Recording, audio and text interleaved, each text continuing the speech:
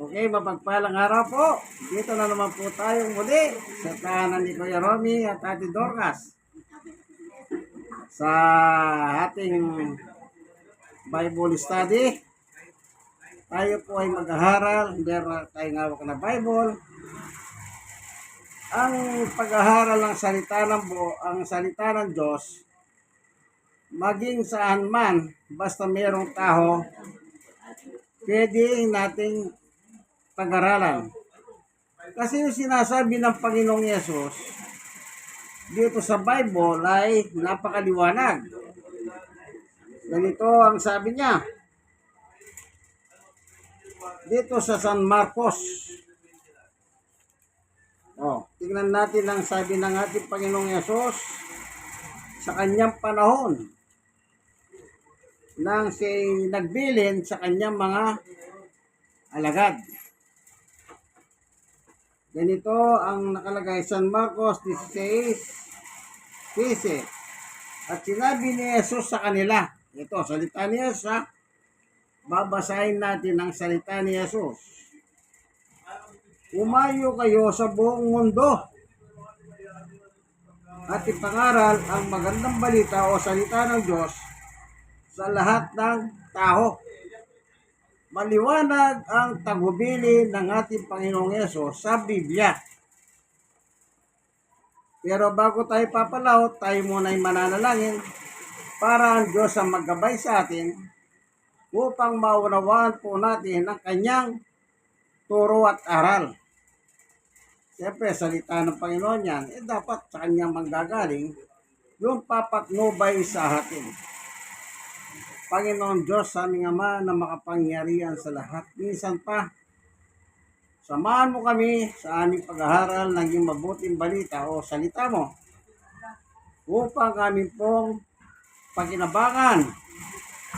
At hindi lang po yun, buksan mo ang puso at isipan ng tao nakikinig ng video ito upang sa ganon sila po ay makahunawa. Sapagkat kung wala pong unawa ang tao, mananatili ang katotohanan, nasa kadiliman po sila. Salamat po sa ngalan ni Jesus. Amen. Ngayon ang tanong, sino ang magbibigay ng unawa? Yung bang leader ng simbahan? O ng bawat reliyon? O kung sino man? Sa Biblia, meron pong nagbibigay ng unawa. Ganito po ang mababasa natin sa unang 1, chapter 5, verse 20. At nalalaman natin na parito na, past tense, naparito na. Hindi pa lang paparito, kundi naparito na, ang sabi ni Juan.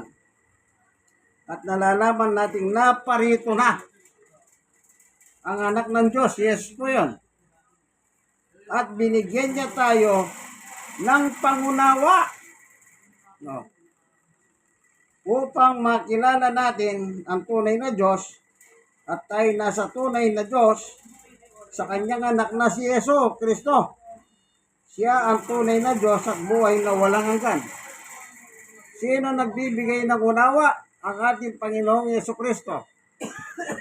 Kapag hindi ka pinaunawaan ng Panginoong Yesu Kristo, kahit anong gawin mo, matalino ka man, cum laude ka, wala yan, kaibigan. Si Jesus lang ang tamang magbigay ng unawa.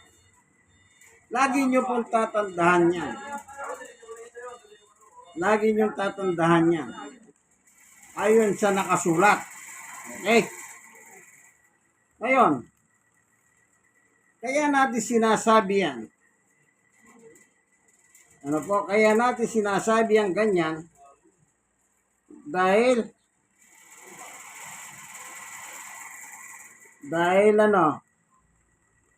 napakaraming sekta ng reliyon. Nakala mo ang gagaling na. Ito akala mo ang gagaling na. Ano ba yung nangyari nung nakaraan araw? Especially kahapon. Pista ng Nazareno.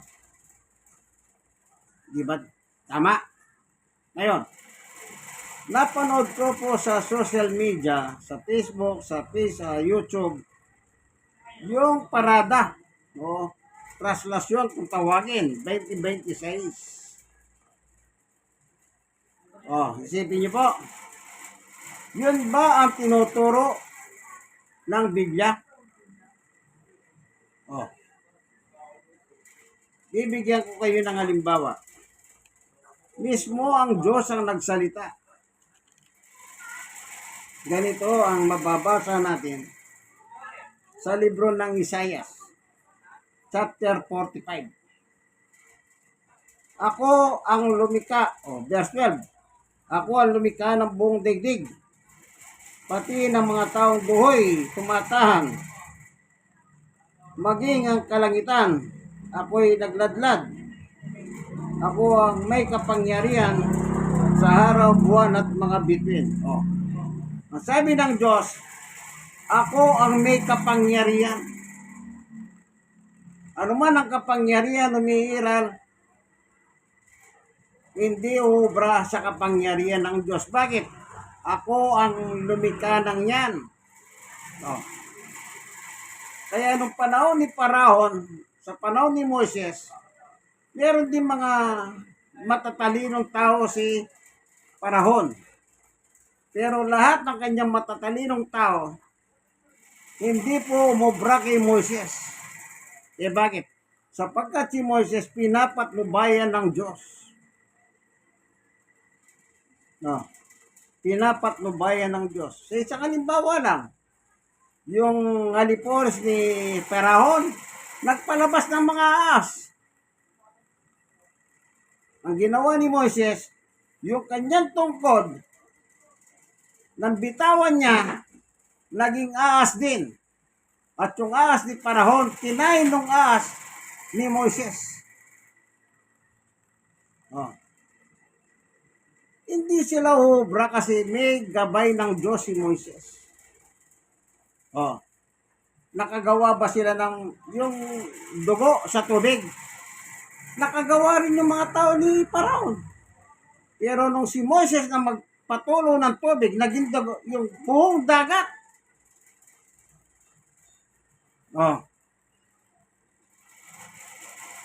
Pati yung ininom ni Parahon, naging tubig din. Ay naging dugo rin. Kaya natapon ni Parahon na ganun yung kanyang inumin ng tubig. So pinagkikita lang ng Diyos ang kanyang kapangyarihan. Ngayon, ang tanong ganito, nakikita ba ng Diyos ang tao sa lupa? Dito po sa Hebreo, nakikita ng Diyos ang gawa ng tao. Basahin natin. 4:13 ng Hebreo. Ganito nakasulat. Walang nilalang, tayo po yung nilalang, tao. Walang nilalang na makapagtatago sa Diyos. Ang lahat ay hayag at lantad sa kanyang paningin. At sa kanya tayo magsusulit ng ating mga sarili. Sabi ng Biblia, lahat ng gawa ng tao kita ng Diyos. Dito sa Lumang Tipan, meron nakalagay dito ng kagaya nito. Tignan natin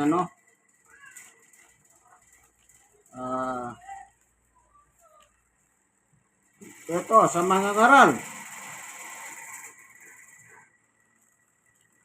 Sa chapter 12 verse 14.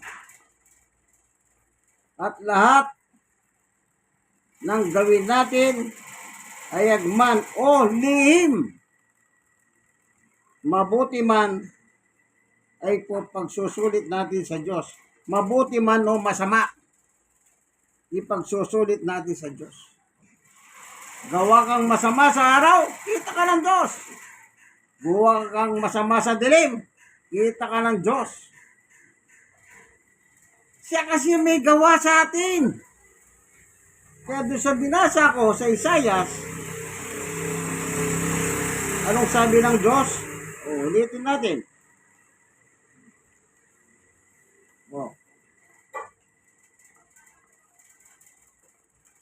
45:12. Ulitin natin. Sabi ng Diyos, ako ang lumikha ng buong daigdig.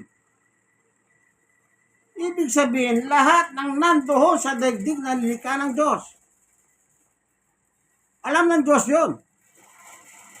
Gumawa ka man ng araw, gumawa ka man ng gabi, ay nagsasabing na, ay, hanggang namatay sila, hindi na na-resolve ang kaso. Ang tawag naman dito sa lupa, success crime. No. Wala, hanggang sa dumating ang panahon, hindi na na-discover kung sino yung gumawang masama. Pero sa Diyos, walang takas yan. Walang takas sa Diyos. Bakit? Siya lumikha ng lahat Ulitin natin Ako lumikha ng buong daigdig.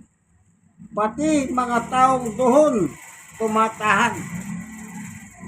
Yang puso, yang isip natin, yung gawa natin, galaw natin. Lahat po yan, kita ng Diyos. Gawin man natin sa araw, gawin man natin sa gabi. Ngayon, balikan natin yung traslasyon. Ano ba yung traslasyon? Sinimulan nila sa gabi. Alos magdamag na misa. Then, ang matapos ng madaling araw, alas 3:50. After ng misa, lumarga na. Inabot na ng araw. At inabot na rin ng gabi. Yung prosesyon. Ibig ba sabihin, hindi nakita ng Diyos yan? Nakita niya. Ang tanong, tama ba? Yan ang tanong ngayon, tama ba ang ginagawa ng nila? Ayon sa mga iba't ibang mga nagpapaliwanag sa YouTube. Ang sabi ng isang Amerika, translate na lang natin sa Tagalog, yan daw ay pananampalataya nila sa Diyos sa pamamagitan ni Jesus. So, pananampalataya. Pagtatanungin mo yung mga kasali sa mga prosesyon, yung mga deboto, yan ang kanilang paniwala. Ang tanong, yan bang paniwala nilang yan ay sinasangayunan ng kasulatan? Mismo ang Diyos ang may sabi, Ito 45:20 ng Isaias. Sinabi ni Yahweh, pag Yahweh, Diyos, ali kayong lahat na natitirang buhay. Buhay. Sabi, hindi kasaling patay. Wala nang alam yun patay na yun Ali kayong lahat na mga natitirang buhay mula sa lahat ng bansa. Ang Pilipinas po ba? Bansa o hindi? Bansa po ang Pilipinas. Kaya kasama ang Pilipinas, mga tao sa Pilipinas na tinatawag ng Diyos. Ito ang kanyang gustong sabihin sa atin. Okay? Sinabi ng Diyos, ali kayong lahat ng mga natitirang buhay, hindi patay, mula sa lahat ng bansa.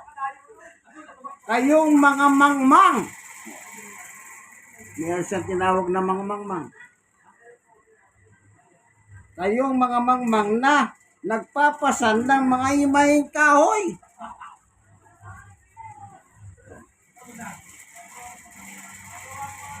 Anong tawag dyan? Sa traslasyon, mamamasan, mga hiyos. Nakita nyo kapon? Iba't ibang replika ang pinapasan sa kanilang balikat. May mga batahan, Yung kabataan, nakita ko kawawa. Talagang parang gusto nila bumigay eh. Oh, isipin nyo, ito ba hindi nakita ng pare? Oh, hindi tayo galit sa pare. Dapat nire-review nila yan para makita. Hindi. Oh, silang naggagawa ng kamangmangan ng tao. Tuloy. Kayong mga mangmang na nagpapasan ng mga imaheng kahoy at dumadalayin sa mga Diyos-Diyosan na hindi makapagligtas.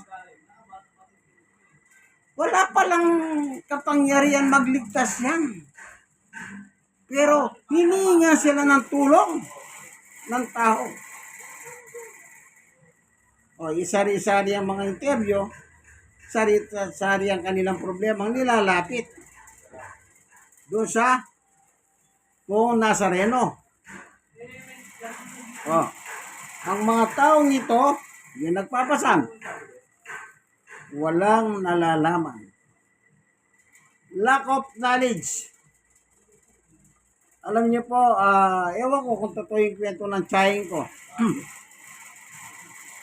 Sa part ng Pampanga, yung ninuno ko kasi, ito silang magkakapatid. At isa yung babae. Yung 6 na lalaki, umalis sila sa Pampanga. Na lumipat na lugar, nakarating sila ng Tarlac. Ang kwento ng tiyahing ko, yung lupain namin doon, na 7 magkakapatid, 7 magkakapatid. Yung parte ng lolo ko, dahil tiyahing ko ang kinukwento niya, tatay niya, pinapirma daw ng papel. Dahil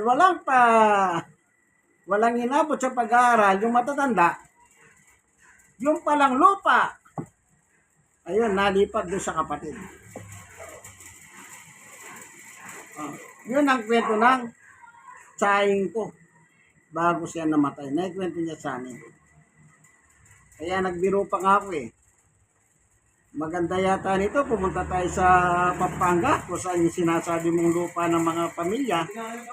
Baka pwede natin kausapin o mabawi yung parte natin. Ganun pa ako salita eh. Sipin nyo, nabuhay kami na walang lupa, samantalang may lupa pala kami.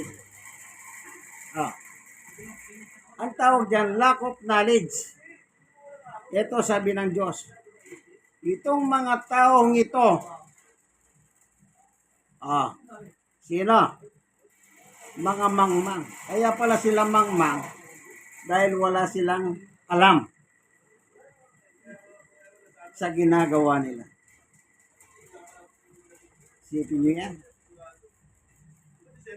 Meron pa sinabi dito si Propeta Isaiah.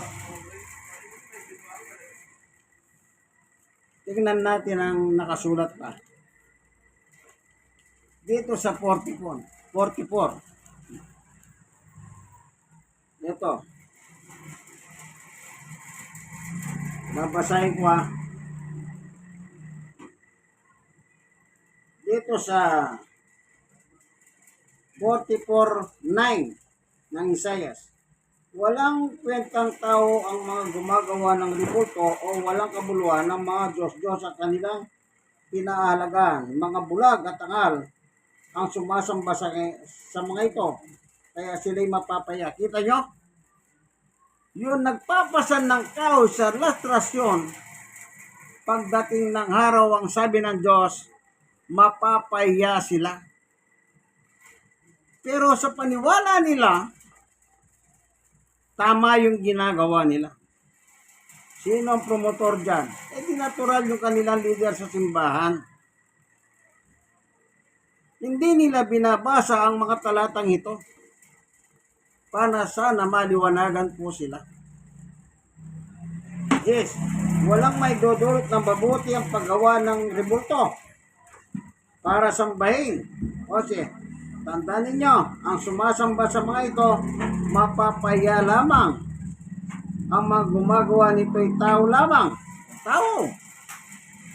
Kaya't magsama-sama man sila. At ako'y harapin, sabi ng Diyos. Sila'y matatakot at mapapaya rin. Kita nyo po? Kahit magsama, nakita nyo ba yung napakaraming tao? Lahat yun, magsama-sama yun. Pero ano sinabi ng Diyos? Mapapaya lamang sila. Pero pag sinabi mo itong talatang ito sa kanila, sila pa ang magagalit sa iyo, kaibigan. No. Sila pa ang magagalit. Sa 16 ang ibang piraso ng kahoy ay ginagawang panggatong. Panggatong, pagluto. Dito siya naghihiyaw ng karne at nasisiyan siyang kumain nito kung madaraman niya ang hilit ng apoy at nasasabi niya ang ganito, salamat, hindi na ako giniginaw. Di po ba? Yung mga naalala kong bata ko, nagwawalis kami, susunugin namin at nakapaligid kami ron. Kasi malamig pag Disyembre. Nung araw, pero ngayon hindi na masyado. 17. Ang natirang kahoy ay ginagawa nga nilang Diyos na kanyang niluluran at sinasamba. Dumadalangin siya sa mga rebulto. Iligtas mo ako sapagkat ikaw ang aking Diyos. Kita nyo? Yung kapirasong kahoy pala ginawa nilang Diyos. Dinadalanginan. Ano pa? 18. Ang mga taong gayon ay mangmang at hindi inuunawa ang kanilang ginagawa.